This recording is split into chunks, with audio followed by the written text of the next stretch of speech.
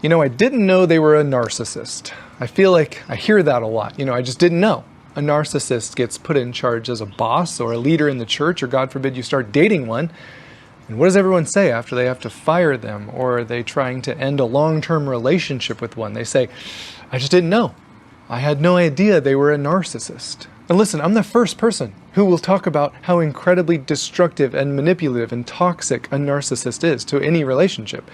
Their behaviors and attitudes and expectations, the way they do life with arrogance and pride, make any relationship impossible, whether it's boss, employee, or church leader and church member, or especially husband and wife. But do you know why I think it might be hard to spot a narcissist? Maybe it's because as a culture, we've given the green light to men who are controlling, and we call it assertive. We've mistaken pride and arrogance for confidence.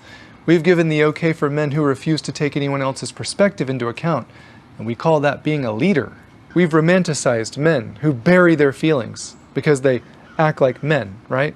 I mean, just look at the most powerful men on the planet. Controlling, prideful, arrogant, lack of empathy, does what he wants with who he wants, when he wants. And there's a ton of women out there that are like, ooh, that's sexy. Yeah, try marrying him. It'll only take a few months before his controlling behavior isn't so sexy anymore. It won't be sexy that he refuses to prioritize you or his kids, and instead everything is about him.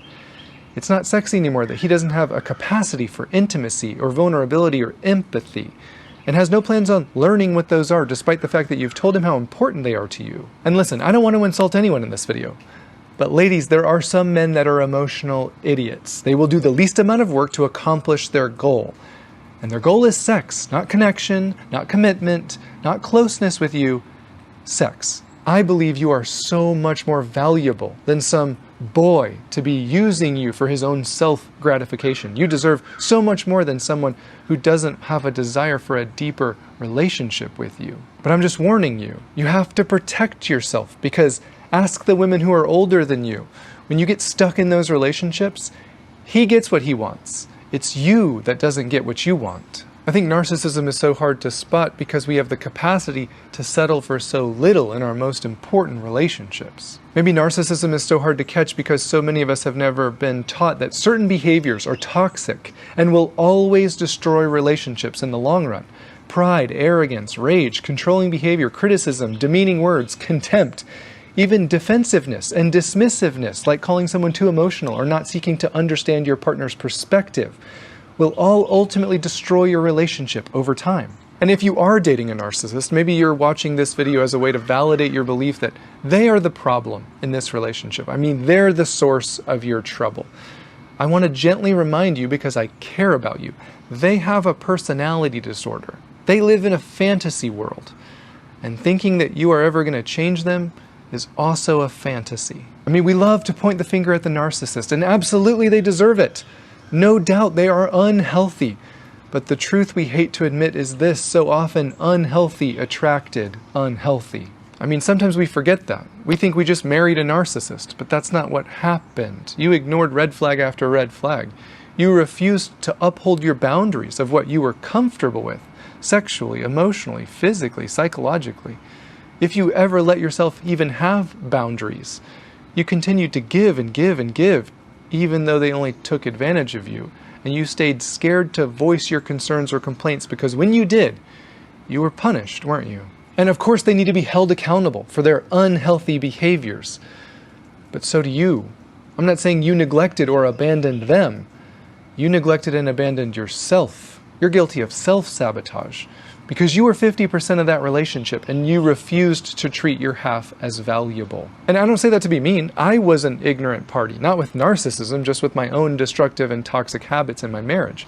I was ignorant to what a marriage actually needs to survive and thrive. Things like vulnerability and closeness and healthy communication and trust. I was ignorant to what love actually requires of me. I was ignorant to what listening required of me. And you can say, no, that's not fair. I didn't know they were destructive.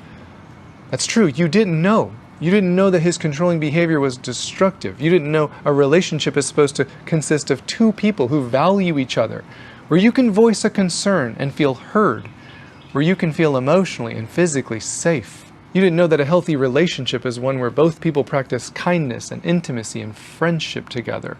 You didn't know that love was selfless and sacrificial. You didn't know that you shouldn't feel the need to perform or be walked on in order to feel loved or valued. You didn't know what love was supposed to look like because nobody modeled those or told you that's what real love was during your childhood or young adult life, did they? And that's tragic, and my heart breaks for you. Maybe you grew up in an environment where it was consistently reinforced that you needed to work for love. You needed to sacrifice more than what you were comfortable with to be loved and accepted. You needed to perform, or you would be punished, and I'm so sorry for that. It wasn't your fault that your parents neglected you emotionally. It's not your fault that no one modeled real love for you. But it is your responsibility not to let your past trauma destroy the success of your future relationships.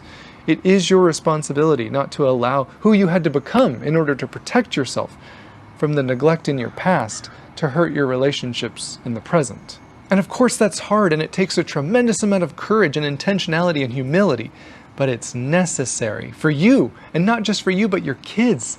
They need to know what real love looks like. They need to know what it looks like to have self-respect and self-worth, and to value yourself enough to not allow people to treat you in a destructive way. They need to know what healthy love looks like, and you can give them that gift, but not until you're brutally honest with yourself and you get help from a professional. Because I want the best for you. I don't want anyone to hurt you, and I don't want you to allow yourself to be hurt. I want you to respect yourself so much that you can actually say the words, no, I won't allow you to talk to me or treat me like that anymore, because I'm valuable and worthy of love and kindness and respect and selflessness. Because you are. And I pray that you know that as well.